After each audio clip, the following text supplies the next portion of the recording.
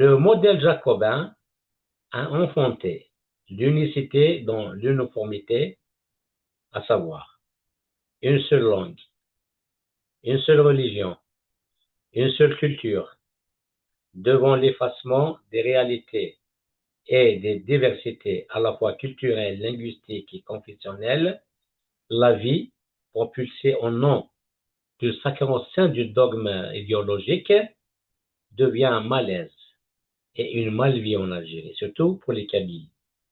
Autrement dit, un frein insurmontable pour une cohésion citoyenne.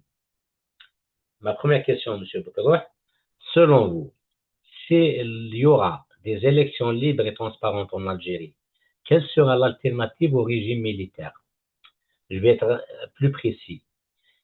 Quel est, d'après vous, le modèle d'organisation politique le mieux adapté pour sauver la maison Algérie? S'il y a lieu à sauver cette maison, bien sûr, et là je parle système fédéral, confédéral, régionalisation, l'autonomie, surtout pour répondre aux aspirations de la société kabyle, qui veut se prendre en charge elle-même, même au sein de l'Algérie. Merci, c'est Rachid. Mais j'aurais aimé, الحقيقة, il m'est difficile de dire la vérité, mais je dis la vérité, je la dis toujours, quel que soit le prix. L'Algérie, elle a été mal faite. Il faut absolument qu'elle soit refaite un jour ou l'autre. Un mauvais départ en 62, hein?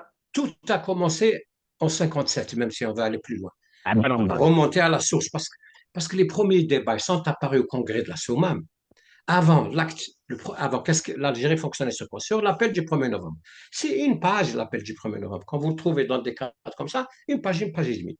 Qu'est-ce qu'il y a dedans dans cet appel du 1er novembre que personne n'a jamais analysé comme je l'ai fait moi? Je leur ai dit, écoutez, regardez, cet appel du 1er novembre, qu'est-ce qu'il y a? 50%, c'est l'appel au peuple pour lui dire, voilà, nous allons déclencher la lutte armée parce que le colonialisme voilà, voilà. Parce qu'au Maghreb, les Tunisie et Maroc ont commencé déjà leur lutte de libération armée et nous, on est en retard. C'est le moment. L'autre moitié de l'appel, 54%, c'est une offre de négociation à la France officielle. Voilà, nous acceptons de négocier. On ne fera pas de révolution armée si vous libérez l'Algérie. Vous reconnaissez la souveraineté de l'Algérie. C'est les mêmes buts que ceux obtenus par la guerre. Donc ça, c'était le point de départ. 2 ans plus tard a lieu le congrès de la Soumam grâce à Ben Mehdi et à Ben Ramdan qui en ont eu l'idée. Ils l'ont fait. Et là, les gens parlent de la plateforme de la Soumam, mais très peu l'ont lu, c'est Rachid. Très peu de gens ont eu entre les mains tout l'ensemble parce qu'ils pensent que la plateforme de la Soumam, c'est comme l'appel du point Nord, une page ou deux. Non, c'est 40 pages. C'est 40 pages. Et il y a là-bas, dedans, il y a tout là-dedans. On peut tout trouver. Et il y a surtout l'État totalitaire, l'État du parti unique, l'économie socialiste était dans la plateforme de la Soumam. À l'indépendance, lorsque a lieu le congrès de Tripoli, la commission a été chargée de rédiger le programme du gouvernement de l'Algérie indépendante. Ça a été le programme de Tripoli. Et c'est l'introduction du totalitarisme, du parti unique, de l'économie dirigée, de l'économie rentière, de l'étouffement de toutes les formes d'expression. C'était plus que l'uniformité, c'était le C'est totalitarisme. l'opposé de son mal. C'est complètement Absolument, l'opposé. voilà. Mais pourtant, c'est né, pourtant, les prodromes. Tout ce qu'il y a dans le programme de Tripoli, vous le retrouvez, monsieur.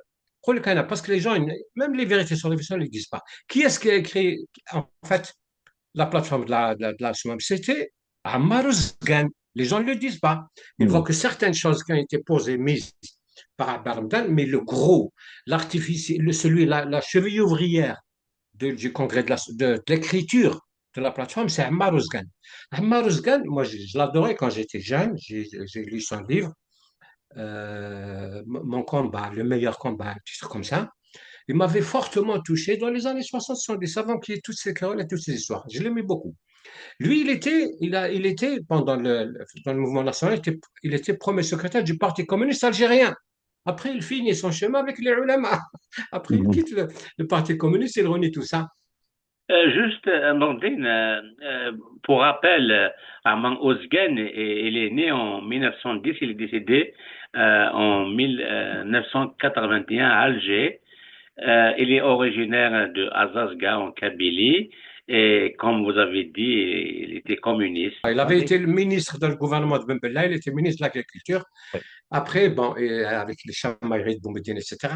Donc, notre histoire, en fait, on ne la connaît pas. Mm. Maintenant, le drame, c'est qu'avec le pouvoir actuel, il est interdit de connaître l'histoire de l'Algérie. Maintenant, vous dites quelque chose, vous passez en prison, à la case Mm. prison, parce que vous avez. Mais bon Dieu, on n'a même pas commencé à écrire le 5% de notre. Je parle de l'histoire de la Révolution, pas de l'histoire qui remonte à, à Massinissa. Mm. Celle-là, parce qu'elle gêne personne, mais celle de 57, de mouvement national au à la Hagdak, jusqu'à maintenant, ça, on ne veut pas. Moi, je dis les vérités. Ammar Ouzgan, donc, qui avait cette formation, qui était dans le Parti communiste à l'époque, c'était un parti progressiste, bien sûr, c'était un parti qui était pour la libération, pour l'indépendance. Il a milité, c'était un homme brillant qui écrivait très bien, mais c'est lui la principale plume de. Et c'est lui, mais il a mis un peu, moi je reconnais, quand on lit son livre et on lit la plateforme, on trouve beaucoup de choses communes. Voilà comment que j'ai su. Personne ne m'a dit que Ouais, c'est Ammar Ouzgan qui l'a écrit. Je sais pas, parce que moi, c'est des choses qui remontent à longtemps. C'était avant ces débats. Moi, ces choses-là, je m'y intéressais en les années 60, 70. J'ai pas attendu. Moi, je lisais tout ça quand Ousmane, qu'il est mort il y a une semaine. Harbi. Moi, toutes ces choses-là, je les lisais, je les avais. mm. C'était pour moi une passion. C'est toute ma vie remplie de ces choses-là depuis que j'étais à peine 14, 15 ans. Je lisais Karl Marx, je lisais Kim Il-sung à l'âge de 16 ans, 17 ans. Mm. C'était moi à l'époque comme ça, donc j'ai suivi tout ça, j'ai vécu un peu tout ça et j'ai suivi. Donc, pour revenir à votre question, Ouais, le modèle totalitaire algérien oui. est issu, qu'on appelle les racines se trouve vraiment dans cette histoire de programme de Tripoli, qui lui-même est inspiré, c'est pas inspiré, il reprend des paragraphes entiers de la plateforme de la Somme. Quelle est l'alternative au système actuel? Il n'y a pas d'alternative.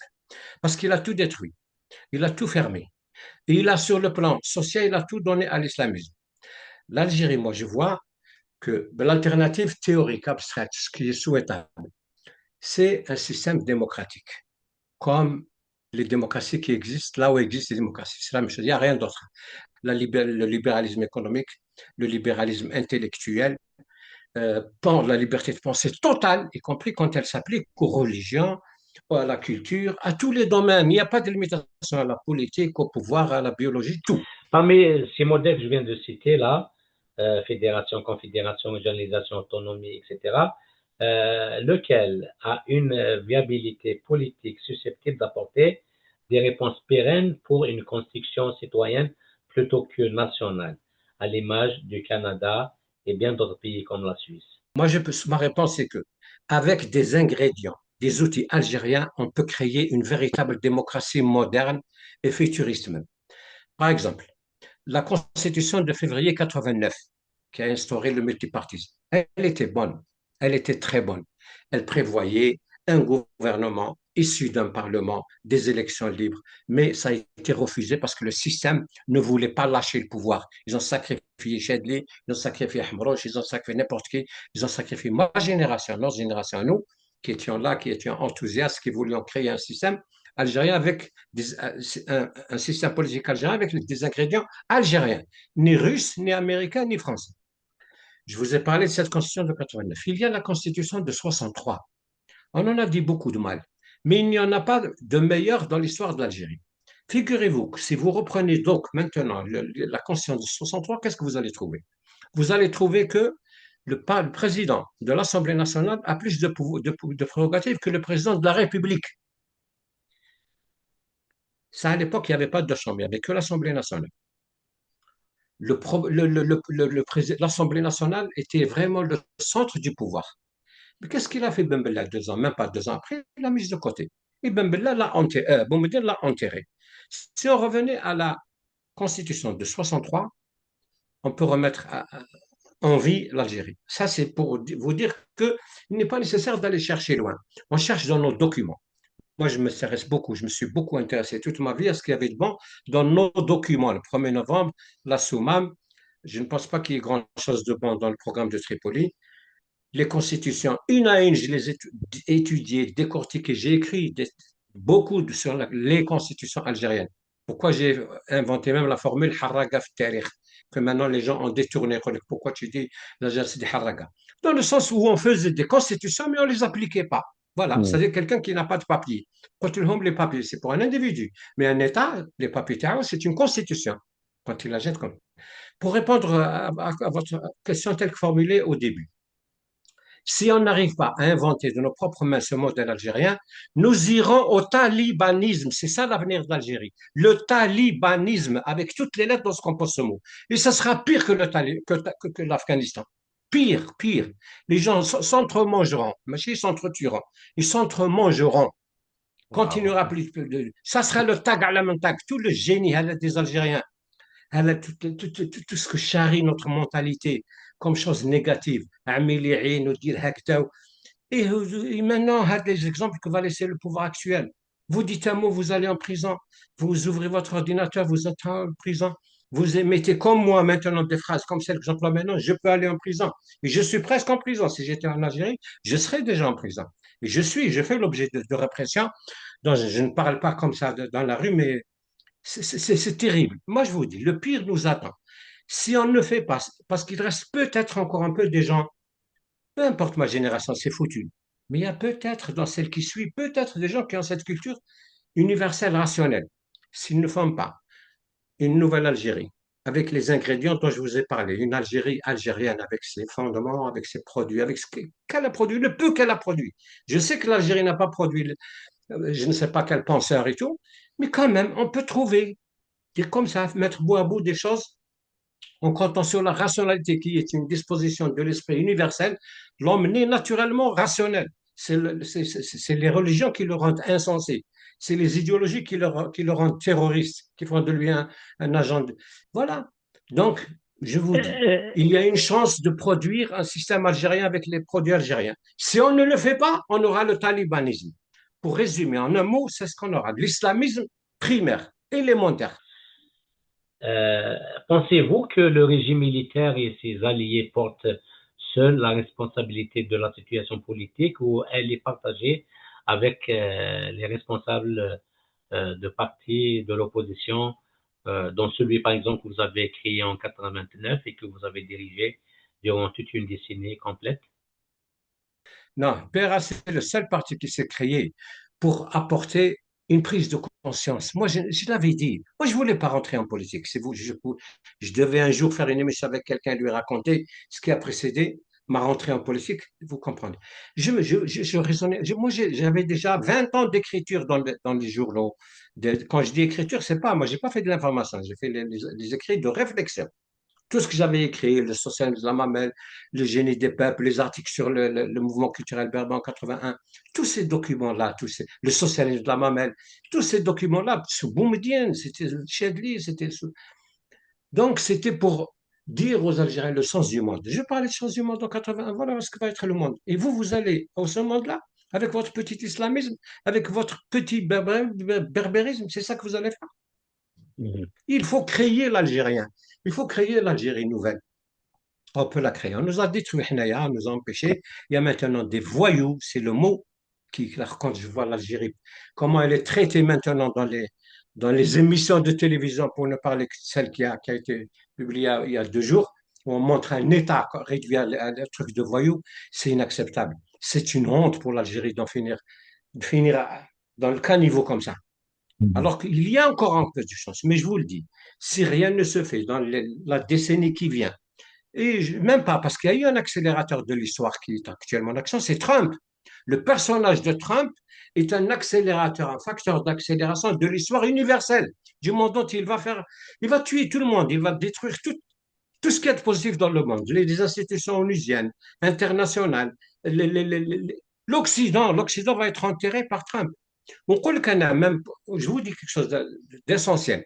S'il a créé ce conseil de la paix, c'est pour avoir quelque chose à faire quand son mandat se terminera en Amérique. Lui veut devenir le maître du monde.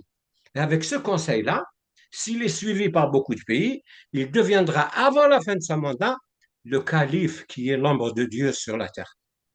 Voilà ce que veut Trump. Il est conscient de ce qu'il veut. Il va perdre son poste à la Maison-Blanche.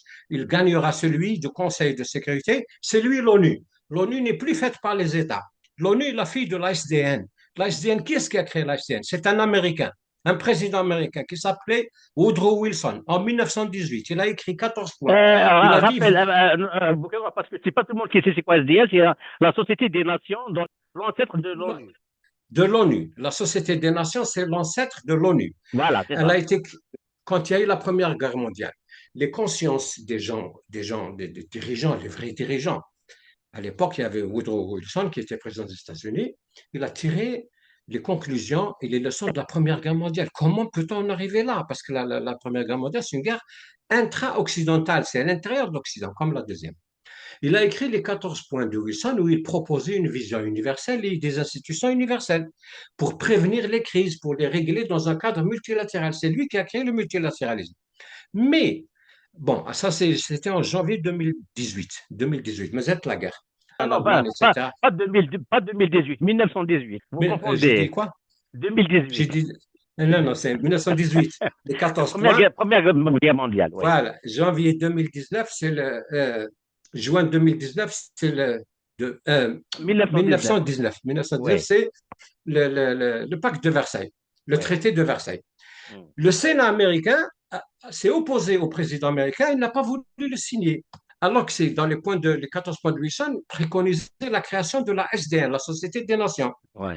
Mais la SDN donc, c'est fait, mais sans l'Amérique. Sans l'Amérique, donc pas la force militaire, pas la force financière. Elle a tenu jusqu'en 1945. Elle a été dissoute en 1945 et remplacée par l'ONU. Et l'ONU n'a fait que reprendre le schéma d'organisation de la Société des Nations.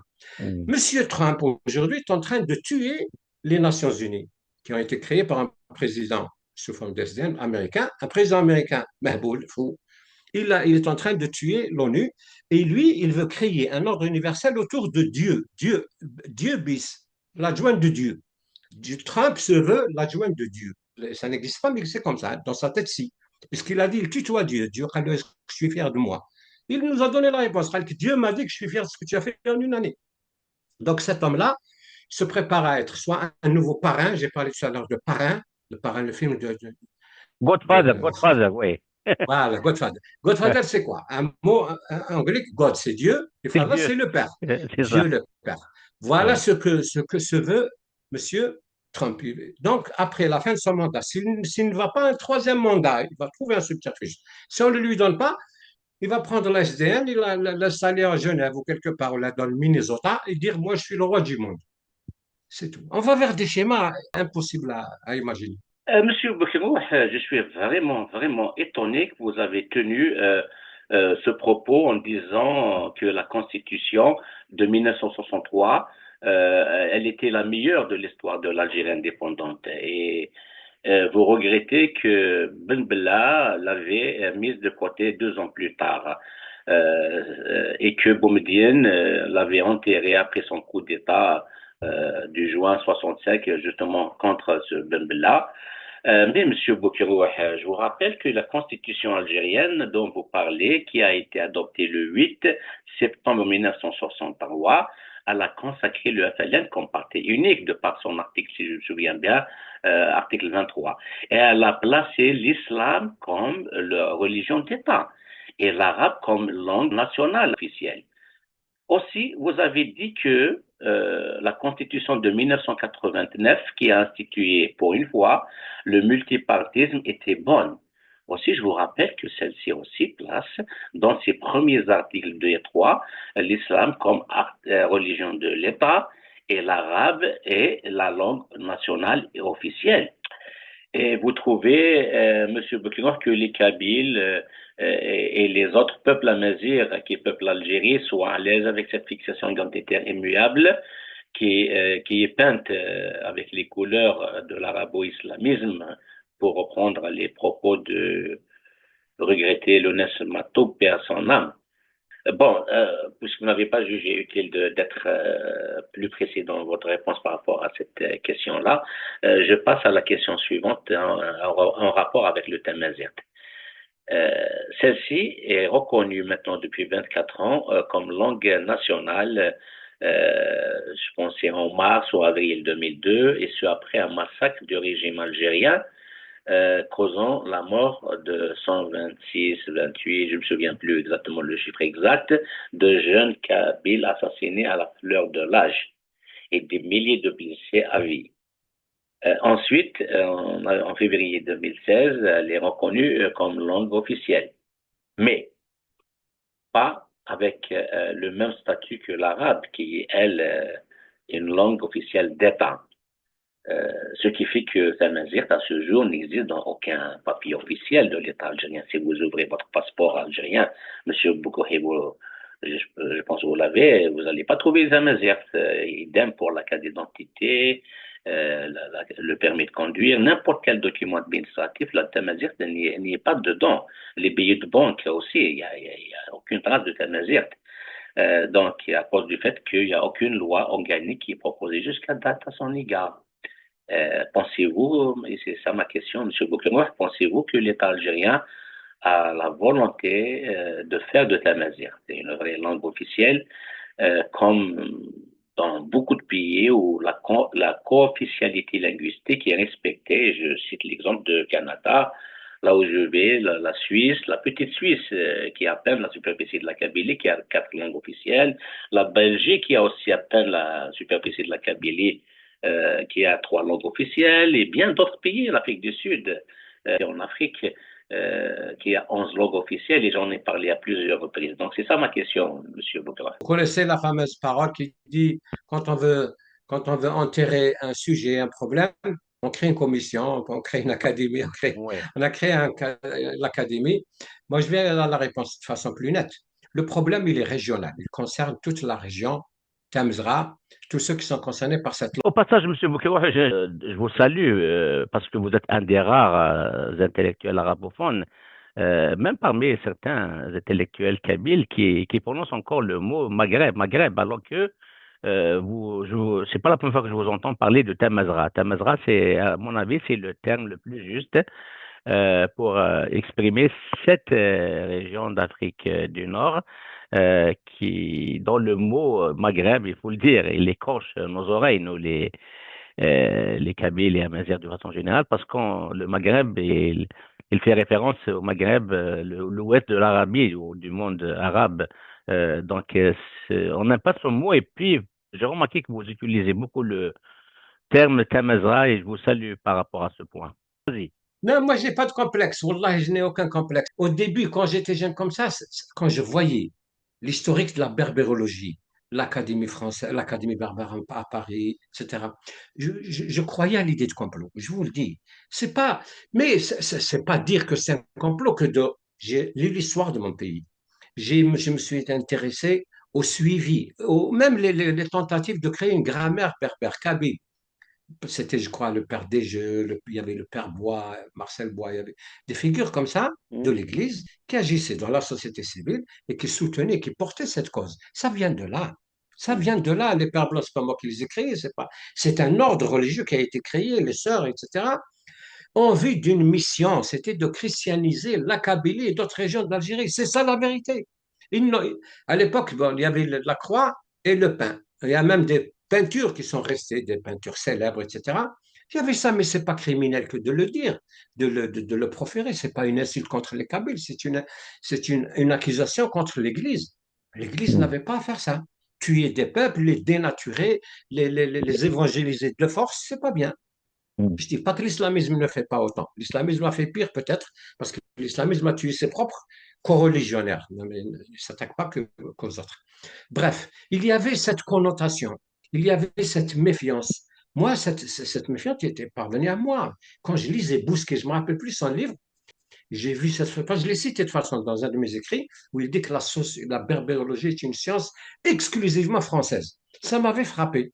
Ça m'avait frappé. Une science ne peut pas être nationale, propre à un pays. Après, quand j'ai découvert l'œuvre de Massignon, il faut voir Massignon ce qu'il a fait toute sa vie pour convertir quelques unités. J'ai récemment écrit sur le cas de le père Abdel Jalil, j'ai écrit un Marocain, Jean Abdel Jalil. Voilà, le père Jean Abdel Jalil. Voilà, j'ai écrit sur c'était Massignon. Il avait essayé de convertir d'autres figures algériennes. Il a réussi à le faire avec d'autres figures, Naron, etc. Bon, pour lui, c'était ça, Massignon. Et il faut voir ce qu'il dit dans son œuvre. Pour lui, c'est une lutte idéologique. Il faut que l'Algérie redevienne chrétienne. Pour lui, c'est ça. Lui, il est le père d'un ordre chrétien, Massignon. Il était officier des renseignements. Il faisait partie du deuxième bureau français. Il a siégé dans toutes les commissions, le centenaire de la colonisation, tout ça. Il avait un poste dirigeant, un poste de décideur. Donc, à l'époque, je voyais ça, je ne peux pas ne pas. Donc, j'avais une méfiance en moi. Mais après, avec le temps, on m'intéresse à la question parce qu'il n'y a pas beaucoup de choses. Bon, tous les historiens de la colonisation, je les connais, je les ai lus, Charles-André Gillet, tout ce qui écrivait, en montant, pas. Je parle de l'époque, aussi bien côté algérien, côté français, je lisais tout. Je m'intéressais avec Benabé, j'ai découvert la notion de lutte idéologique et tout ce qu'elle cachait. Et ça, c'était à l'échelle du monde musulman, de tout. Bref, nous, ce qui nous intéresse maintenant, c'est notre présent, notre pays, l'avenir de notre pays, qui est menacé. Nous sommes menacés comme nous ne l'avons jamais été. Nous sommes menacés parce qu'on a créé des vulnérabilités économiques, sociologiques, politiques. Maintenant, on veut tuer les Algériens, leur donner. Vous savez, actuellement, l'Algérien, il ressent un malaise. Il se dit, qu'est-ce que j'ai à défendre maintenant dans cette Algérie? Est-ce que défendre l'Algérie, c'est défendre le pouvoir? Un pouvoir qui fait n'importe quoi de l'Algérie? Est-ce que j'accepte que l'Algérie soit ait raison? Ghaliba ou mazlouma? Non. Je ne veux pas que l'Algérie soit mazlouma. Je défendrai une Algérie, je ne veux pas qu'elle soit mazlouma, mais encore moins qu'elle soit zalima. Je ne supporterai jamais un mon pays, ou moi-même que je sois malveillant, que je sois. Donc, cette histoire-là, ce populisme de bas étage, Palestine, l'Allemand, Madaloma, maintenant il se passe à l'Algérie, l'Allemand, Madaloma, l'Algérie. Il faut qu'on prenne conscience. Il ne faut pas qu'une lutte contre un pouvoir devienne une lutte contre l'Algérie. Et il ne faut pas que la sauvegarde d'un pouvoir se prévale de l'avenir de l'Algérie. Eux sont en train de détruire l'Algérie, pas de la faire. Pas de la faire. Moi, je parle de comment refaire l'Algérie. Je l'écris, cet article-là, enfin, l'Algérie, je l'ai écrit en 90, c'est pas maintenant que s'ils croient le pouvoir que c'est de maintenant que c'est eux. Moi, je pensais les choses avant qu'elles ne surviennent 30, 40, 50 ans avant. Voilà. Pensez-vous, Donc, monsieur Bourgois? l'Algérie, Oui. dans les moments de l'OMA, niet. Ben, je suis content de vous entendre condamner des propos populistes de Boumediene, مع فلسطين ظالمة مظلومة, qui malheureusement beaucoup d'Algériens s'y retrouvent dans ce repère de Boumediene. Ce dilemme, un dilemme dont on n'a pas conscience. Monsieur Boukouma, pensez-vous que la culture et l'identité amazigh sont victimes de l'idéologie arabo-islamique hégémonique en Afrique du Nord? Oui. Parce que tout simplement, dans l'islam, tout ce qui est avant la révélation, avant le Nabi sallallahu alayhi wa sallam, tout ça, c'est le jahiliya. C'était de l'ignorance. Donc, il y avait des sommités. On ne peut pas dire que Socrate est un jahil. Jahil est plus, jahil, Socrate est plus, vaut mille ulama taouana. Tous les ulama, y compris Sahab al-Madhahib, y compris elle. Qu'est-ce que je vous dis, le jahil, mais il y avait une intelligence, il y avait une production intellectuelle, il y avait une défense de l'idée du bien, l'idée de Dieu supérieur, de la rationalité. Et l'islam vient jouer, c'est pas l'islam qui a dit, c'est les musulmans, ce sont les ulama musulmans, des gens qui étaient là, qui portaient une compréhension de l'islam telle qu'était leur époque, et nous ont obligés à rester prisonniers de cette vision jusqu'à l'an 3000. Non, il faut l'ilm al-qadim, il faut le jeter, il faut le revisiter, il faut le corriger, il faut ne garder que ce qui est authentiquement coranique et le reste cassé. Donc ça vient de là. L'arabe, les musulmans, pour lui, tout ce qui est antérieur à lui, alors qu'aujourd'hui, le monde arabe, il est le dernier de la classe. Ils sont les premiers à courir après M. Trump et à lui apporter le milliard en espèces. Et après, nous dit. Donc, bien sûr qu'il y a cette disposition naturelle de l'islam et du monde arabe, de l'arabo-islamisme, à rejeter tout ce qui est antérieur, même les autres cultures d'autres pays, même les autres religions, l'hindouisme, etc., le christianisme, le, le, le, le judaïsme, toutes ces religions étant un peu antérieures à l'islam, parce que l'islam est venu en dernier. Donc, c'est le dernier qui vient juger les premiers. Et il dit non, non, non, non, cela, c'est pas. Puisque vous dites que l'islam dérive d'Abraham, il vient d'Abraham. Le prophète Mohammed, il dit que le plus grand, le meilleur des prophètes, Habib Allah, c'est Abraham, c'est Ibrahim al-Khalil. Il le dit comme ça, et puis vous nous dites non, non, non, tout ça, c'est. Mais c'est vous qui avez déformé, même notre affiliation à Ibrahim, c'est les musulmans actuels qui l'ont déformé. Abraham il n'avait pas de livre, il n'avait pas de peuple, il n'avait pas de rite, il n'avait pas. C'était quelqu'un qui portait une idée, l'idée monothéiste, une idée qui pouvait avoir des applications diverses. Bon, ça, on ne va pas rentrer dans le truc de l'islam. Vous avez déclaré sur une chaîne de télévision que pour l'instant, la question berbère intéresse les pays qui veulent diviser les pays de Tamazra. Donc, pour vous, le fait de revendiquer un statut politique pour la Kabylie est une tentative venant de pays étrangers pour diviser l'Algérie?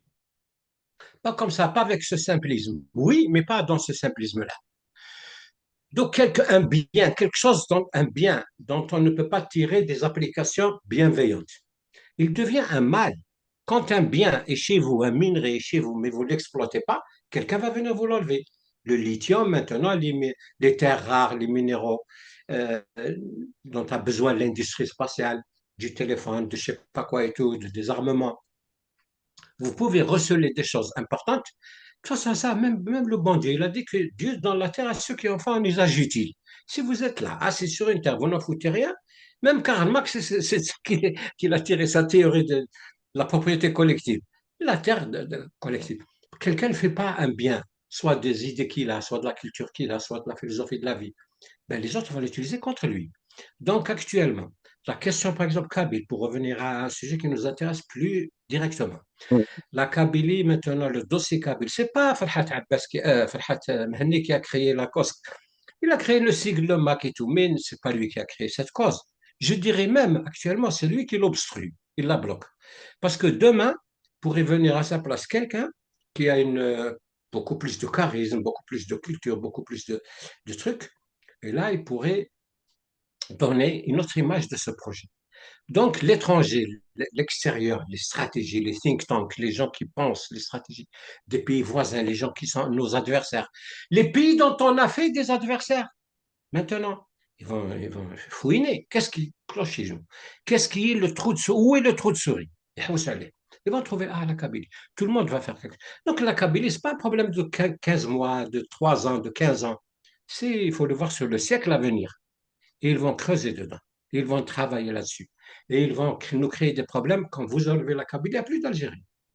La Kabylie telle que définie par le Farhad, elle commence à chercher et elle finit à Skikda. Quand vous enlevez ce morceau de l'Algérie, qu'est-ce qu'il en reste? Rien. C'est de la folie. Et l'Algérie ne peut pas se concevoir sans la Kabylie. Et la Kabylie n'appartient pas au Kabyle. Elle appartient à toute l'Algérie. Il y a un Kabyle qui peut dire, un Algérien peut venir à Kabylie acheter un terrain. Il est chez lui. Un Kabyle va à n'importe quelle wilaya, il achète son terrain. Il est chez lui. On ne peut pas, comment on va démêler tout ça? Comment on va démêler? Vous imaginez, vous, la Kabylie comme ça, واحد il veut aller à Constantine, il جوز على الواد ويروح البسكرة pour tourner من الهند. Au lieu d'aller de Bouira direct, c'est de la folie. Donc, mais seulement l'étranger, il ne voit pas ça avec cette idée-là, il ne va pas y vivre. Lui, c'est pour nous créer des problèmes, pour nous opposer les uns aux autres, pour nous emmener à nous entretuer. C'est tout. Ils n'ont pas besoin de notre terre, ils ne viendront pas, personne ne viendra à la Kabylie. Même si Farhat Abbas, Farhat Mhenni, il appelle Netanyahou et les Israéliens à venir, etc., ce sera leur petite sœur, tout ce qu'ils racontent. C'est pas ça qui va arriver. Tout ce qui arrivera en liaison avec le dossier Kabyle, c'est la guerre civile en Algérie, c'est tout. Il y aura d'autres. Après, il y a d'autres gens.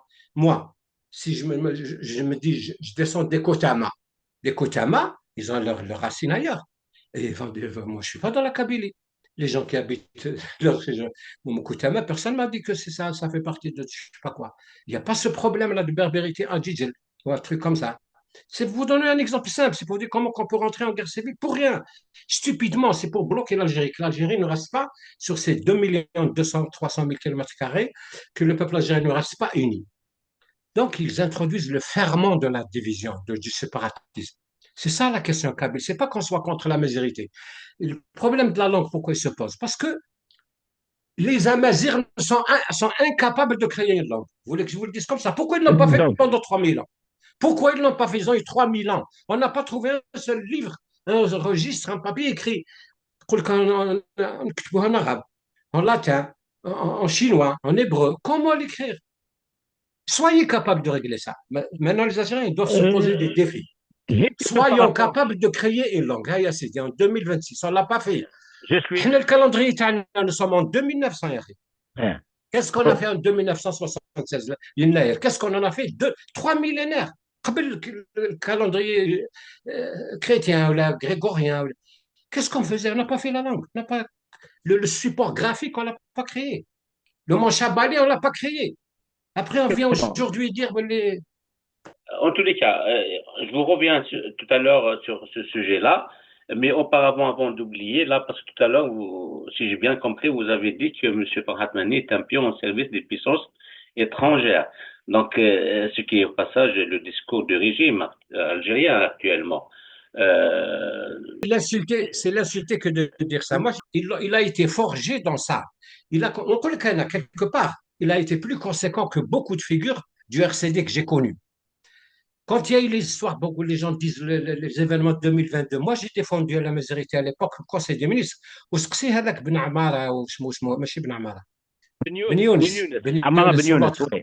والautre il est conseiller actuellement chez تبان وشنو Hamid Lounaoudi, Hamid Lounaoudi. لونا سقسي انا جو ديزي البوتاف en plein conseil des ministres قلت له يا monsieur le président Israël a reconnu l'arabe comme langue officielle son ennemi يتقاتل هذا ça je vous dis en 2002 2002 vous dites où est le problème pour reconnaître pour créer cette langue.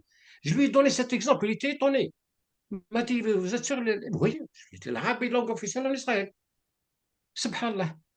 Où il y a eu, à l'époque, Non, non, rien qu'à voir les billets de banque en Israël, ils sont en arabe aussi, hein. bien sûr, parce Ouais, qu'ils ont 1,5 million de Palestiniens qui ont pris la nationalité israélienne, ceux ouais. qui ont choisi cette solution. Comme à à l'époque, quand il y a eu les événements, ça, je ne l'ai jamais dit. Je ne l'ai jamais dit. Ouais. Il y a eu les événements de 2022. Boutef avait mis sur pied un comité, disons secret, un comité spécial, très restreint. Il a peut-être 2002, 5 ou vous 6, parlez 2002, hein, 2002, 2002, quand il y a eu les événements, 2001. voilà. Oui. Moi, c'est ça, quand il a été Oui, oui, assassiné.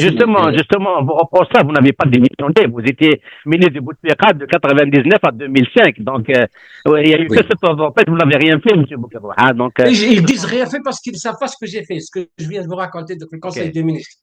أنا عندي une règle نقولها لك Ouais. خلي واش كاين يكون. J'ai ma propre notion du respect de l'État algérien. Je respecte l'État algérien. Quand je cède à mon envie de faire des scoops ou des choses, je pourrais dire beaucoup de choses. Parce que par l'effet des choses, les événements, ce que j'ai vécu de 90 jusqu'à 2005, quand j'ai quitté le gouvernement. Ils ne savent même pas les gens à j'ai quitté le gouvernement.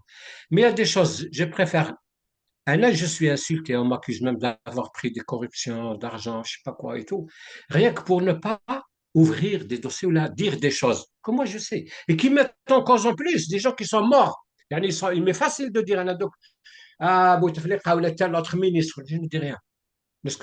Parce que j'ai ma conception. Mais à l'époque, on était au gouvernement. C'était bon qu'on était dans le même gouvernement. Il y a des choses sur la période où il était au gouvernement qu'on a ensemble. Comment je parlais à Bouteflika, en plein conseil des ministres, notamment sur la question des Berbères, la question des événements les Sarah, il 2001. y a des choses que je disais au président. Pour le raisonnement, Ouais. l'information que je voulais vous donner, c'est que le président a demandé la mise sur pied d'une commission spéciale, très restreinte, pour lui faire des propositions sur la question Kabyle, sur les événements de Kabylie. Là, c'est secret. Il y avait Yahya Fih, il y avait Belkhadem Fih, il y avait Anna, bien sûr.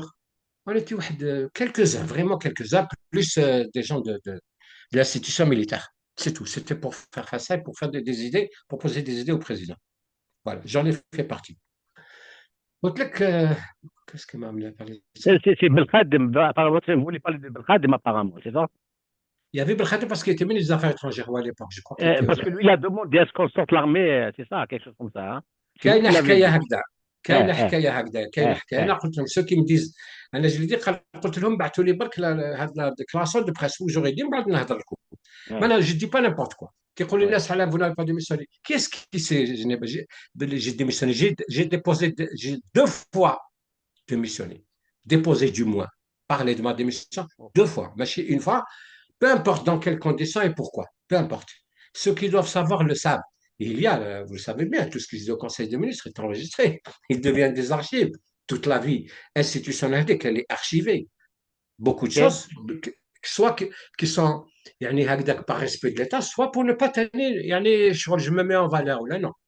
Anna Boutef m'écoutait, fait certaines questions. J'ai dit déjà publiquement, j'ai écrit que je lui avais fait une vingtaine de discours à l'époque parce qu'il appréciait mon côté culture. Il le savait, il connaissait mieux que tout le monde. Et c'était des discours surtout quand il était à l'étranger, quand il allait à l'étranger. Il me chargeait alors que moi je ne comprenais pas pourquoi. Certains discours à l'intérieur du pays qu'il devait faire coucher, c'est moi que je lui ai fait quelques discours, des occasions très importantes. Voilà. واش نقدر نقول. Donc, il me consultait في certaines choses comme ça, ساعة وساعة تاني me disent des choses اللي ما قبلتهمش. Et c'est pour ça que j'ai quitté le gouvernement. Il y avait des choses qui ne sont pas passées, mais je ne peux pas les dire. للدرك. يعني ماشي je peux pas les dire كنت من شعب شي سنة نقدر نقولهم في un cercle sûr, mais pas les balancer sur les réseaux sociaux. ما نقدرش نقول pourquoi j'ai quitté le gouvernement. Comment j'ai quitté le gouvernement? Qu'est-ce qui s'est passé? Je peux... Le président le sait, actuel. Il doit savoir certaines choses.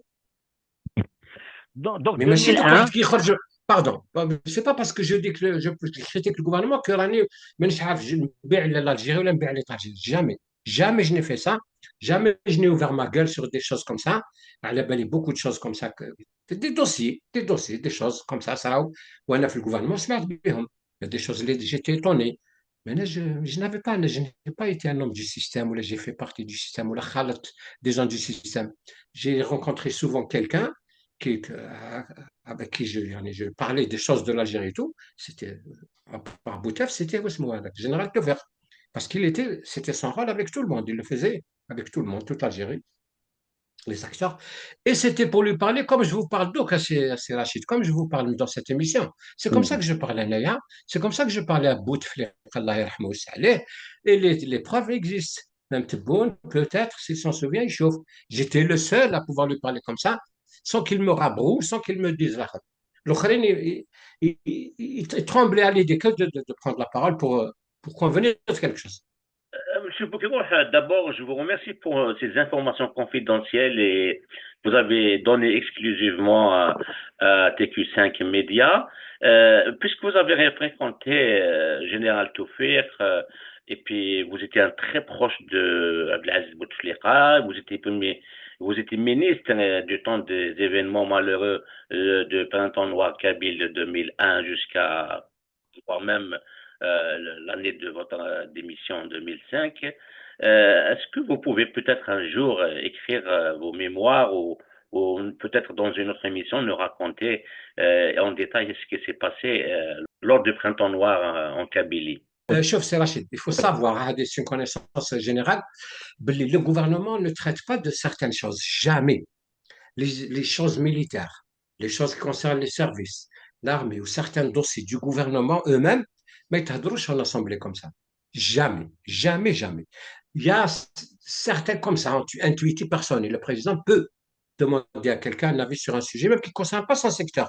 Le président me consultait sur des choses qui n'ont rien à voir avec le ministère que j'occupais. Absolument rien. Il me disait, c'est normal, et c'est là que, une fois, je me suis opposé à lui, et on s'est opposé, et c'est ça qui a fait que je sors du gouvernement. On s'est opposé sur quelque chose, un dossier. on passera à une autre question en relation avec, puisque vous avez insinué indirectement que Farhat Mahni est un pion au service des puissances étrangères. Non, je n'ai pas dit pion. J'emploie pas ce mot, non. Parce que رحت في un autre sujet. هو قلت لك أنا, tel que je le vois en tant qu'homme, comparé à d'autres figures du RCD, نقول لك فرحة مهني, il a raison. Il a été plus homme, plus conséquent avec lui-même. Je ne dis pas qu'il est bravant parce qu'il va diviser l'Algérie. Je dis qu'il a été au bout d'une conviction qu'il a portée. D'autres ont fait du commerce avec cette conviction. Ils n'ont pas été jusqu'au bout. Parce que quand tu rentres dans une cause, tu vas jusqu'au bout de la cause. Le jour où tu le PPA, les militants du PPA, c'est comme ça. Les gens qui ont refusé la posture de. Ils voulaient aller jusqu'au bout de la cause. On veut libérer l'Algérie, trouver l'indépendance, 1938 l'indépendance. Les Tunisiens, les Marocains, ils ont fait la révolution. Donc, Farhat Mahni, il a été au bout d'une conviction. Parce que le berbérisme, tel que posé à l'époque, culturel, c'était bon. Mais quand il commençait à prendre des actions de racisme, les Algériens, donc ce que fait Mohamed, il faut prouver que vous êtes un peuple. la cause, pour qu'il y ait un pays, il faut qu'il y ait un peuple. Ce peuple-là doit avoir été réprimé. Il faut qu'il fournisse les preuves qu'il a été ostracisé, ségrégué, de la ségrégation contre lui.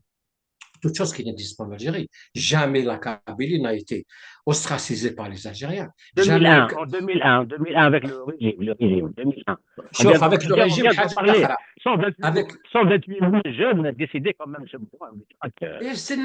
c'était pas ce sont des événements qui ont été mal gérés parce qu'on ne tire pas avec une mitraillette parce que quelqu'un ما يعرف شنو قرمح ceci cela مش عارف الاخر يقول لك هكذا احنا نيتي شوكي كي سمعنا هذاك لافير على ليبوك انا سمعت اسمه المينيستر دو الانتيريور مش عارف اذا حي ولا مات مش عارف اسمه هذاك زرهوني qui était ministre de l'Intérieur.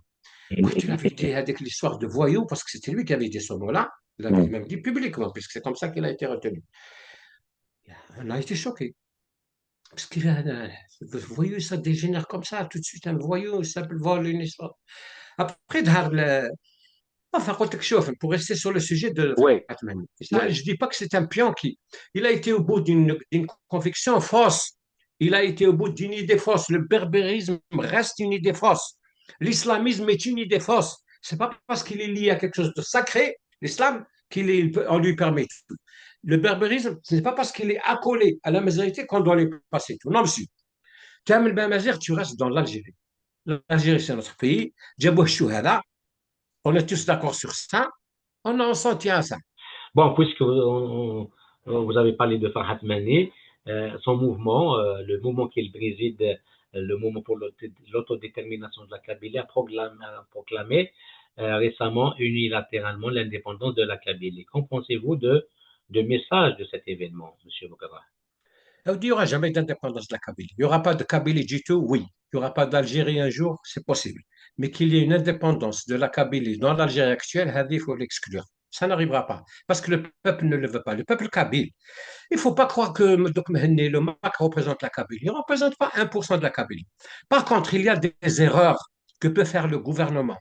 S'il fait les prochaines élections législatives, j'ai mis en garde contre les élections législatives de juin prochain, il ne faut pas les faire comme si de rien n'était. Il faut prendre acte de ce qui existe actuellement. Nassaktin en Kabylie. Mais s'ils ne votent pas, ça veut dire qu'ils auront parlé en faveur des gens diront qu'ils ont parlé en faveur de Mhelni, du MAC. Donc, il faut prendre des dispositions mondok. Ne pas faire comme si de rien n'était. Il y a un péril qui est exploité par l'étranger et qui le sera de plus en plus. Monsieur Bokero, ce n'est pas la première fois que je vous ai entendu dire, à travers toutes vos interventions, comme quoi le MAC ne pèse rien. Il ne représente même pas 1% de la population kabyle. J'aimerais bien savoir d'où est-ce que vous détenez vos sources, sachant que ce n'est pas pour faire son avocat, l'avocat du MAC, mais tout le monde le reconnaît comme quoi c'est la seule force politique qui mobilise. Même du temps de cette répression actuellement, quand on voit ce qu'il peut ramasser dans la diaspora, c'est énorme. Et puis même en Kabylie, avant 2021, la répression qui s'est abattue sur la Kabylie, qui ne se souvient pas des années 2010, 11, 12, 13, 14, jusqu'à même l'année de Hirak 2019, les fameuses célébrations 20 avril et le Nouvel An berbère, le MAC, que ce soit Tizi Ouzou, Afgaïr ou Atoubiret Sombouira, il a toujours ramassé du monde. Donc, j'aimerais bien savoir, M. Boukouan, encore une fois, d'où est-ce que vous ramenez vos sources? Mes sources, elles sont empiriques. C'est parce que si c'était le cas, s'il y avait un courant qui soutenait le Makada de façon importante, il se verrait.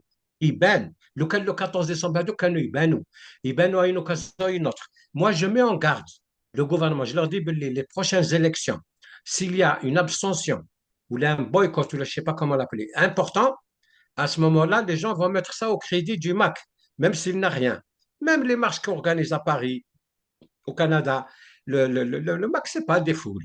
C'est pas des foules. Et on le voit, les réseaux sociaux, etc. Mais ceux qui vont profiter, qui vont utiliser, qui vont être obligés d'utiliser peut-être un jour le MAC, c'est les gens qui vont être déçus par la politique du pouvoir en place. Si le pouvoir en place continue à ignorer la situation هذه تاع le MAC, le fait de la Kabylie, que ça devient un dossier international, c'est dangereux. Il faut prendre les devants. Il faut avoir des idées nouvelles, voir comment effacer toute possibilité de repliement de la Kabylie sur elle-même. Il y a des problèmes. Je l'ai soulevé avant que ça n'arrive, car l'histoire. En 2022, j'avais écrit un article sur Tebboune, un article qui a été très mal vu par Tebboune et qui m'en a voulu. Et à partir de ça, ils ont pris des mesures de répression contre moi. Dans cet article, qu'est-ce que je disais? C'était en mai ou juin 2022, 21. C'était les élections législatives. Je parlais de la Kabylie. Je lui aurais dit, si vous continuez à isoler la Kabylie comme ça, à ne pas tenir compte du taux de participation, vous allez créer toutes les conditions du séparatisme. Et voilà, 5 ans après, on y est. Donc cette fois-ci, depuis quelques mois, je leur dis, il ne faut pas aller aux élections de juin prochain comme s'il n'y a rien dans le pays. La donnée constituée par la problématique kabyle est une donnée. Vous la voyez pas peut-être avec le djihad ta'kom, les soldats de Karakoum poursuivis pour terrorisme par l'État français, par la justice française, pour des bêtises, des choses, des stupidités de Bedlona, le problème, il va prendre une ampleur que vous ne soupçonnez pas. Ce n'est pas parce que vous ne la soupçonnez pas, parce que vous êtes ignorant, vous êtes des malvoyants, vous êtes des borgnes, que le problème ne va pas arriver. Il va arriver. Il va arriver parce que les autres pays du monde vont s'en occuper. Il y a plusieurs pays à qui on a donné la chance de le faire. Presque on a obligé. On est en train d'encourager certains pays européens à soutenir le projet maléfique. Bien sûr, il y a quelqu'un. Moi, je ne vis pas comme ça. Moi, j'ai dans ma famille des Kabyles. Je connais de la Kabylie de tout temps. Le problème n'a pas encore commencé. Le problème de l'indépendance, il commence à exister pour l'étranger. Pour l'Algérie, pour l'instant, il n'y a pas de quoi fouetter un chat. Mais bientôt, lorsqu'il est désespérant économiquement, lorsqu'il y aura une explosion sociale comme l'a prédit Ousmane avec le Gzana, avec Leila Abdellatif, en juin prochain, l'Algérie va s'écrouler et tout. Moi, hop, j'ai pensé à l'histoire de juin, les élections législatives. S'il arrive quelque chose en Algérie, beaucoup de gens qui n'ont rien à voir avec Farhat Mahanni vont commencer à voir ça, à commencer à voir le MAC comme une l'arche de Noé. يقول لك معاه نروحوا نوليو حنا تاني اوروبيان كوم فو ديفينير لو ماروك حنا تاني نروحوا لونيون اوروبيان ويعطيونا كما قال لهم هذاك لو غولند واسمه ترامب veut donner 100 000 dollars à chacun et il veut les acheter un. Imaginez des choses comme ça. Il y a beaucoup de حراقين محرقين مسكين pour rien du tout. غدوة تقول له حرك كي توصل برك نعطيك 500 000 dollars. Et ben il y aura beaucoup de gens يحرقوا انا نقولها لك. Monsieur Boclou, est-ce que vous accepteriez un débat avec un cadre du MAC ou pourquoi pas avec Farhat Mahanni? Non, donc il ne faut pas me mettre dans je suis l'anti-MAC ou là. Je regarde ça avec beaucoup parce que pour moi, ce n'est pas nouveau. C'est depuis 80 que je savais que ça allait à ça, qu'un jour il y aurait le problème de l'indépendance de la Kabylie. Et je l'ai écrit. Un de mes écrits, je ne dis pas d'un mystère. Allez sur ma page Facebook, il y a mes écrits depuis novembre 70 jusqu'à ce soir, 26 ou le 25, ou je ne sais pas ce qu'on est. Tout simplement, et vous allez trouver ces choses-là, vous allez trouver, et cherchez aussi dans mes interviews, j'ai donné des centaines d'interviews pendant toute ma carrière politique où je parlais de ça. Maintenant que j'avais écrit en 90, le terrorisme a commencé en Algérie en 93, fin 92-93. Moi, j'avais écrit en 90, j'avais mis le mot terrorisme, on allait rentrer dans le terrorisme du fait de l'islam. Et j'ai dit que, quitte l'histoire de l'islamisme, c'est celle du berbérisme. Ça, c'est des choses que j'ai écrites il y a 40 ans. Ce n'est pas d'aujourd'hui. Donc, de ce que je vois. Mais je Gzana qui m'a allé aussi, Leila Abdellatif, qui fait de Gzana industriel. Il y a chaque jour 150 prédictions, etc. Mais c'est du bien péni pour Israël, pour la France, pour le Maroc, pour les Émirats, pour d'autres pays arabes, pour de futurs ennemis, pour les futurs adversaires que va se faire le gouvernement تاعنا. Le gouvernement تاعنا collectionne les adversaires وحابين نوضهم كامل en même temps باش يقربوا عليه ensemble. Au lieu de les prendre un par un, هو جمع كاع les ennemis تاعو. هاوليك صباح يداوس مع la France هنا, l'Espagne hier, les États-Unis, on ne sait pas quel est le dernier mot à notre sujet de Trump. Et le jour où Trump tombera, le dernier mot tombera de sa bouche, on verra. Parce que pour l'instant, ils vont à Canossa actuellement. Alors, ils reculent sur la loi d'État criminalisant le colonialisme. Dès que dire, pourquoi tu précipites à faire ça? Bah, tu commences à dire, ah non, non, les indemnités, qu'est-ce que c'est que ça? Pourquoi vous faites des bêtises, des idioties, après vous allez essayer de les rattraper? Ça va bien kiff, 50 ans après vous perdez. Après vous perdez 1000 milliards, à vous de nous dire combien ça a coûté. Bah, vous êtes là à dire non, comme si de rien n'était. Non, monsieur, ça a été. Il y a d'autres causes. Demain, vous avez pris vous avez voté une résolution de l'ONU sur le gaz à la dernière et tout. Ah, bah, il faut pas. Le génie, ce qu'on attend d'un pouvoir, c'est la prédiction, la prévision. La prévision, monsieur Igzen, il prévoit. Qui va se la Kabylie, j'ai un problème. Quand vous faites comme si de rien n'était, vous allez aux élections normales. Vous allez enterrer l'Algérie. Monsieur Boukrouh, il me reste uniquement deux questions à vous poser. L'une d'elles, et en faisant le lien avec une question précédente à laquelle vous n'avez pas été clair ou jugé nécessaire pour répondre, à savoir quel est ce modèle d'organisation politique le mieux adapté pour l'Algérie de demain qui veut garder la Kabylie. Ce que le fédéralisme, le système confédéral, une autonomie large dans le cas de la Kabylie, qui par exemple aura ses propres institutions qui lui en permettront moins d'avoir un système éducatif où tout l'enseignement se fera dans sa propre langue, comme est le cas en catalan en Espagne ou le Québec au Canada, pour ne citer que ces des exemples. Autrement dit, je repose la question autrement. L'alternative au mouvement indépendantiste kabyle est refusée par des acteurs politiques algériens comme vous, y compris certaines classes politiques kabyles. Mais j'aimerais bien vous entendre sur c'est quoi ce système que vous jugez nécessaire pour l'Algérie de demain pour pouvoir garder la Kabylie. Voilà, moi je ne suis pas là pour décider de l'avenir de la Kabylie. Ce que je dis, à titre personnel, moi personnellement, je suis contre l'indépendance de la Kabylie ou de toute autre région. Je le dis simplement, quel qu'en soit le prix. Parce que le prix là sera toujours inférieur à celui que nous imposera l'étranger. Ceux qui ont intérêt à ce que l'Algérie soit morcelée parce que c'est la fin de l'Algérie et de la Kabylie. Donc, que faire? Bien sûr que ça pose des problèmes fondamentaux, c'est-à-dire l'Algérie, qu'est-ce qu'elle est? Qui est-elle en fin de compte, cette Algérie? Qu'est-ce que c'est que l'islam, religion d'État? Qu'est-ce que la religion a-t-elle à voir avec l'État? Qu'est-ce que c'est l'arabe? Pourquoi cette obsession? Parce qu'il y a la liaison entre l'arabe, entre une langue et la religion, alors que c'est faux. Le Coran dit bien que c'est la langue, que Dieu envoie des messages à des communautés dans la langue qu'ils comprennent. Ça ne veut pas dire que l'arabe c'est la meilleure, c'est faux. Ça, c'est une lecture des ulama. Dans le Coran, il n'est dit que ça. Mais pour vous dire, les réformes à faire pour reconstruire l'Algérie touchent à tous les aspects, y compris la religion. La religion, ماشي mettre en cause la religion, mettre en cause l'ilm al-qadim, le savoir religieux qui nous a été imposé par les ulama arabes, parce qu'ils ne pouvaient être qu'arabes à l'époque, comme les Persans, etc. Bon, les Persans, ils l'ont fait dans un autre cadre, pour le chiisme, pas pour le sunnite. Mais les écoles, les quatre madhab, tout est à revoir dedans, parce que c'est là-bas qu'il y a les problèmes. Donc, l'Algérie, il faut commencer par, il faut qu'on ait un pouvoir qui repose sur une vision de l'Algérie, de ce que devrait être l'Algérie. Et ça, c'est pas les Hamir qui vont avoir cette pensée.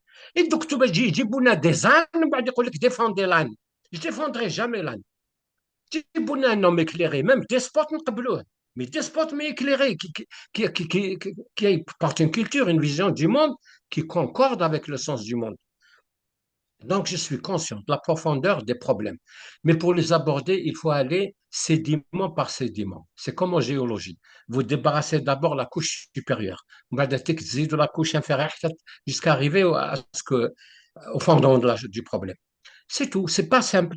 C'est pas parce que nous avons été absents pendant 2000 ans de notre histoire. L'Algérie a été absente pendant 2000 ans. Ce n'est que depuis 1950 qu'elle fait partie du concert des nations. C'est une vérité. Nous dire que Massinissa, je ne sais pas quoi, a régné pendant c'est faux. Ils ont régné pendant quelques décennies, c'est tout, بعد disparu, بعد colonisé, بعد ils se sont entretués, هما سيفاكس منا وهذا ملهيه pour Rome contre Carthage. C'est des histoires. Maintenant, ce que j'ai dit dans mes écrits. L'Algérie, nous la tenons maintenant. Depuis le mouvement national, depuis les années 20, on tient quelque chose qui s'appelle l'Algérie. Cette Algérie-là, on veut la défendre bec et ongle. On veut la construire pour qu'elle devienne une merveille. Mais pas pour la construire sur un rêveur. Non, avec des éléments clairs, définir, dire les vérités. Il faut apprendre à dire la vérité au peuple. Jamais dans ce pays, le gouvernement, le pouvoir n'a dit la vérité. Tous les présidents étaient des menteurs parce qu'ils veulent ressusciter l'indigène dans l'Algérien. Le djahel, l'esprit de djha, l'esprit de Mouhlatriche, comme j'ai utilisé quelqu'un de Mouhbab Belouad, من محبب الواد لمحلاtriche. في وقت الاستعمار كنا محبب الواد كان البيرسوناج تاع قاسي تيزي وزو محبب الواد دوك كلنا محلاtriche qui sont au plus haut niveau de l'état يتمسخروا يكذبوا سي لا تريش تريشي سي مونتير دونك هذا هو حنا عندنا ليغو تاعنا سي محلاtriche وجحا ومحبب الواد كي سيفوندر او بروميي تورنو يجيك هكذاك لابس بلو دو شين هذاك شي با كوا يجبد الموس ويخلع في روحه هو سي ان امبيسي كوم سا او بروميي تورنو يسيفوندر. En fait, il s'agit de l'acteur kabyle. ايش فعل قاسي اسمه قاسي تيزي وزو. Alors, s'appelle Rafik Nabti. C'est un acteur kabyle très connu. Il a toujours joué le rôle de Mouhbab Belouad dans les films algériens. Il est né, je pense, en 1926. Il est décédé en 1994. Il a joué dans plusieurs films, surtout avec le fameux film de, comment ça s'appelle, Alouache, le مبلوات سيتي. ما دار لك والو في رايك انت اللي تزال الاسلام ما يقيسكش انت ولا لا ما حبيتش نقول يعني هذا الوقت راه تبدل كما يقول الرسول صلى الله عليه وسلم فمن غشنا فليس منا. Par exemple, et dans les films de Hassan Terra, il a campé beaucoup de rôles dans les films des années 60, 70, 80, 90, etc. هادو سي دي سكاتش دي زاني 60 vous n'étiez pas né encore. انا نشفع عليهم دائما قاسي تيزي وزو يجي معاه واحد السيد اسمه محبب الواد يلعبوا دي كوم سا دي بيرسوناج بورليسك يضحكوا سيتي اميزون سيتي مانيفيك مي انا جو ريغاردي سا اون تيرم سوسيولوجيك شفت انا باللي بلاد جحا حنا لو بلو غون بونسور تاعنا سا ايتي جحا و 13 سيكل ومن بعد ديك جاو في ليغ هذه كولونيال جا محبب الواد وجا قاسي تيزوزو الزوالي هذاك نايف يجي البيرسوناج كوندي دان بيرسوناج كوم سا mais qui arrive à triompher de Mouhbab Belouad entre parenthèses. Mouhlatriche, c'est lui qui راهم معمرين بها عندنا Mouhlatriche, il est le hologramme هذاك, il est multiplié, il est cloné. Monsieur Boukrouf, je vais finir avec une dernière question. Au début de notre échange, j'ai volontairement consacré un moment pour vous introduire en kabyle. Je l'ai fait volontairement. Auquel je n'ai rien compris. Je ne sais pas ce que vous avez dit, mais il n'y a pas de problème. En fait, pourquoi j'ai fait ça? Pour la simple raison que c'est pour vous montrer que avec cette langue, le kabyle, actuellement, on peut communiquer dans n'importe quel domaine, que ce soit de l'histoire, que ce soit de l'économie, de la politique, des sciences, la technologie. Le kabyle est assez bien avancé jusqu'à date et personnellement, j'ai invité beaucoup d'acteurs qui œuvrent dans tous ces domaines-là. Ils trouvent toute la phraséologie, les mots pour s'exprimer dans leur domaine d'expertise. Donc, la langue en elle-même, elle est toute prête, M. Boukrouf. Est-ce qu'ils écrivent? Est-ce qu'ils l'écrivent aussi? Bien sûr, M. Boukrouf, ça s'écrit de façon formidable. D'ailleurs, par rapport à l'émission que j'ai vue dernièrement, je vous ai vu avec un animateur où vous avez justement soulevé le problème de la graphie, comme quoi le vocabulaire n'est pas encore stable, il faut choisir la graphie. C'est déjà fait pour la langue kabyle, qui est pris d'ailleurs comme modèle de référence par Feu Mouloud Mohabri pour le Tamazight en général. C'est lui, le visionnaire qu'il était, qui a fait un travail colossal en dotant notre langue d'une graphie moderne et en caractère latin, comme l'a fait le grand visionnaire Mustafa Kemal Atatürk pour le turc, comme l'ont fait les Maltais. C'est une petite île, à peine la taille 450 km², à peine une ou deux villes kabyles comme Béjaïa ou Akbou ou Tizi Ouzou. Donc, ils ont une langue, le maltais, qui est en fait pratiquement c'est de l'arabe, c'est du sémitique, l'arabe algérien, mais qui s'écrit en latin. Je vous donne un exemple. Écoutez bien, ce jeune maltais prononçait les nombres de 0 à 10 en langue maltaise, encore une fois écrite en latin, mais ça c'est pratiquement de l'algérien. Hello حبيب تاعي كيف انتي؟ 0 1 10 We have 0 1 2 3 4 5 6 7 8 9 10 Et je cite un troisième exemple d'un pays que j'ai visité récemment, l'Indonésie, dans la langue officielle, c'est la langue indonésienne. L'indonésien, on l'appelle l'indonésien, qui est à peu près très proche du malais, la langue du Malaisie, deux pays musulmans, comme on le sait. L'Indonésie, c'est pratiquement 93%, c'est des musulmans. Il y a 249 millions de musulmans en Indonésie, le plus grand pays musulman. Mais dans la langue, l'indonésien, c'est écrit en caractère latin, monsieur Bokara. Et je veux vous étonner encore. Jusqu'à 95%, c'est des musulmans, mais dans leur constitution, c'est pas l'islam qui est la religion de l'État. Au contraire, la constitution de l'Indonésie reconnaît les 6 religions officielles. L'islam, le christianisme, le bouddhisme, le hindouisme, je me souviens plus, mais ce qui m'a attiré le plus, c'est que, écoutez, c'est le plus grand pays musulman en termes de nombre d'habitants dans le monde, mais il n'a pas imposé l'islam pour toute l'Indonésie. Et pourtant, c'est la majorité absolue de population indonésienne qui est musulmane. Il y a beaucoup de leçons à retenir de ces pays-là. Mais je reviens à notre visionnaire, l'écrivain Mouloud Madri, qui nous a doté de cette belle graphie moderne de latin, et il nous a aussi fourni des règles d'écriture et de conjugaison des plus simples et une grammaire qu'il a appelée Tajarante des plus attirantes. Avec tout ça, ça nous a permis, nous les Kabyles, d'être très florissants en termes de production littéraire, scientifique en langue kabyle. Des centaines maintenant de romans qui ont été écrits jusqu'à date, beaucoup de publications de nouvelles, de traductions, de biographies, d'œuvres scientifiques et technologiques qui sont actuellement, y compris dans les applications technologiques internet qui sont en kabyle.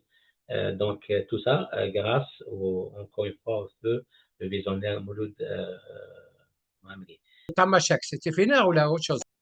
Monsieur Bokero, ce qu'il convient de comprendre, c'est ce que je reproche beaucoup à l'élite arabophone, dont vous-même, vous ne donnez pas de la peine de comprendre un peu ce qui se passe dans la planète kabyle et autres peuples amazirs qui se trouvent en Algérie ou au Maroc, etc.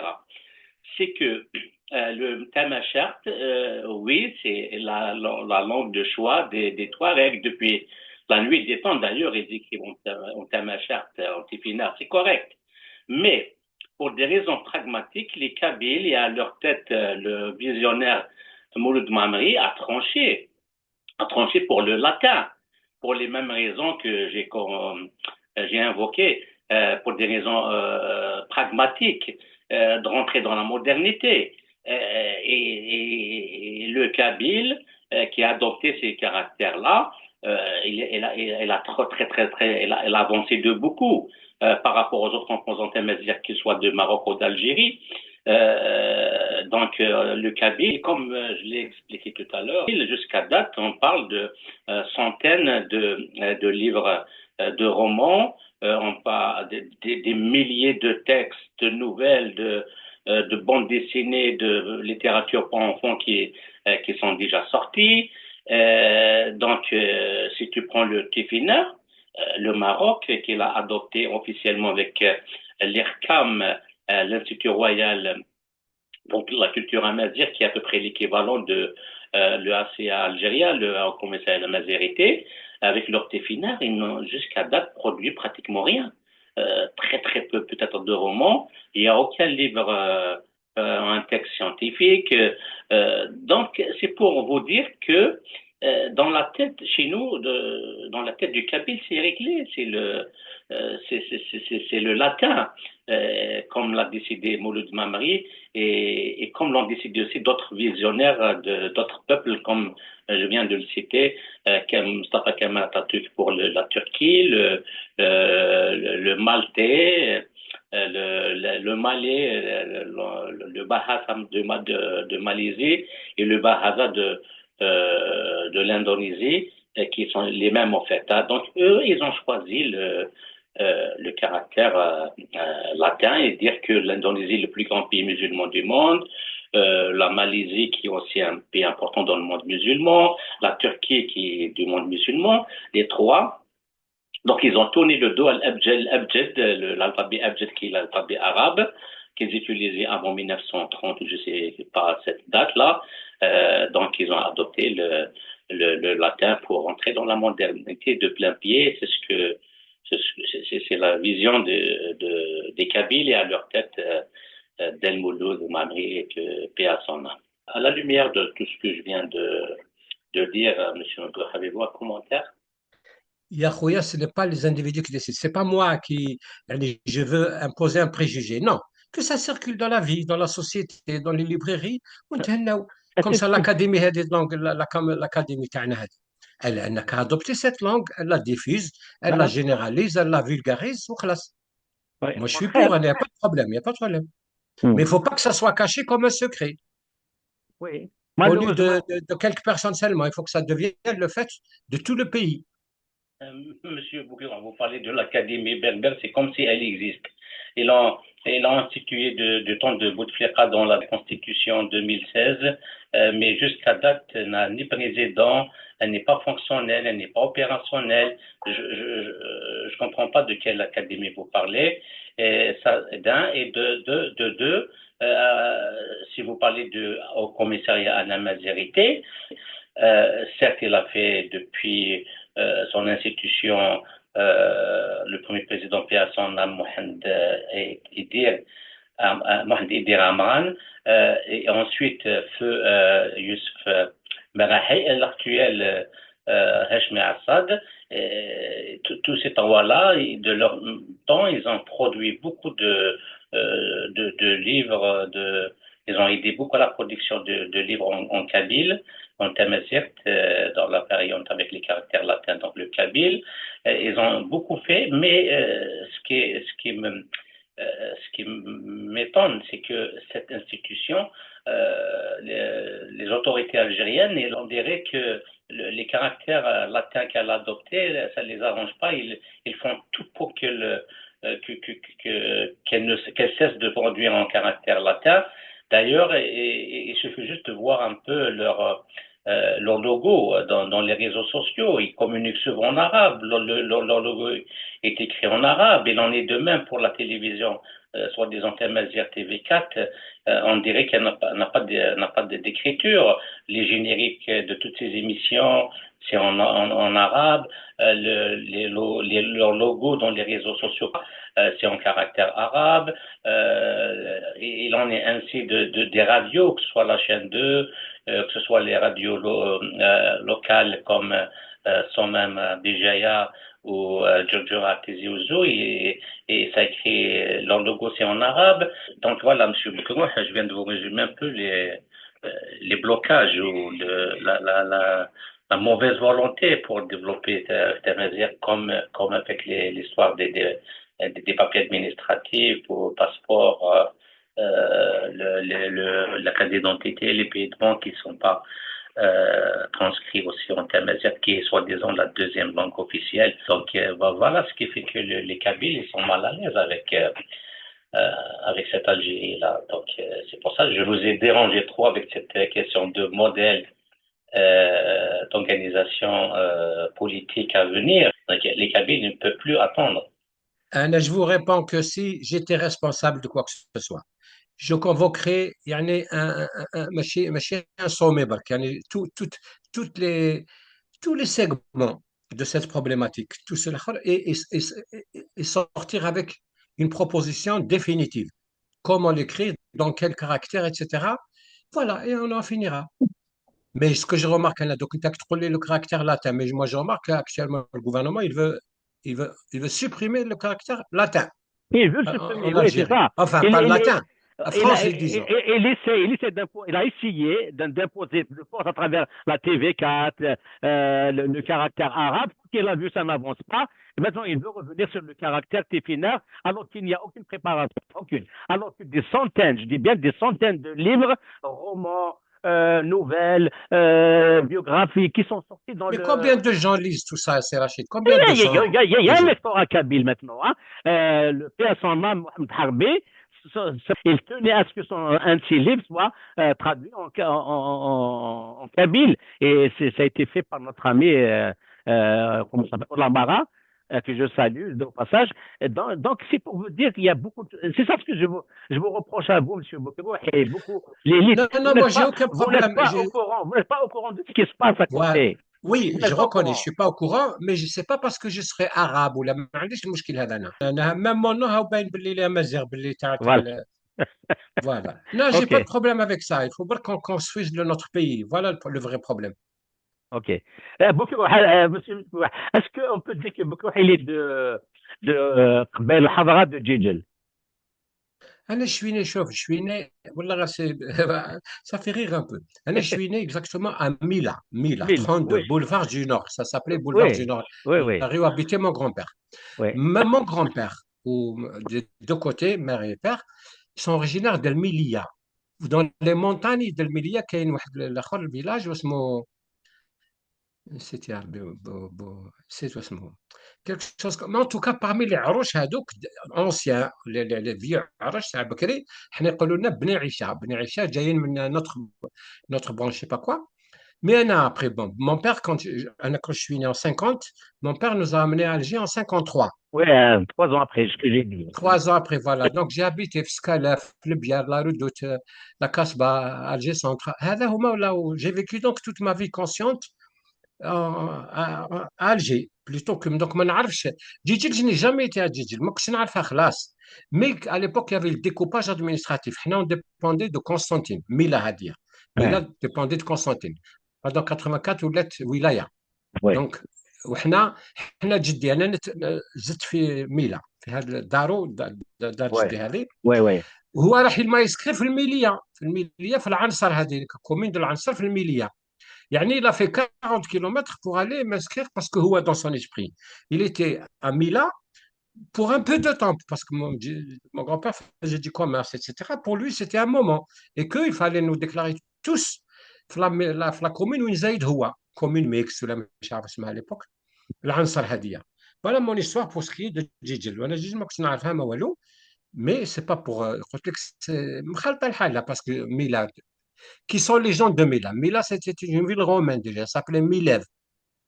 Elle a Oui, donné des personnalités comme Opta de Milève qui était un grand évêque de Mila, qui était un grand intellectuel à l'époque romaine, deuxième siècle. Donc voilà, c'est. Mais انا ما عنديش المشكل هذا. Pour moi je d'accord, suis tant mieux. algérien وخلاص. انا je suis algérien, je tiens à l'Algérie. l'Algérie دي الشهداء هذو اللي عطاوها لنا ماتوا عليها. rien يا خويا personne doit y toucher وخلاص. خلي نموتوا كاع وتبقى هكذاك. Monsieur Bokro, je vous remercie beaucoup pour le temps que vous m'avez بس donné. On a épuisé tous les points essentiels. Et j'espère vous revoir peut-être autour d'un débat avec d'autres personnes sur des ان شاء الله. sujets. Merci, avec beaucoup de plaisir.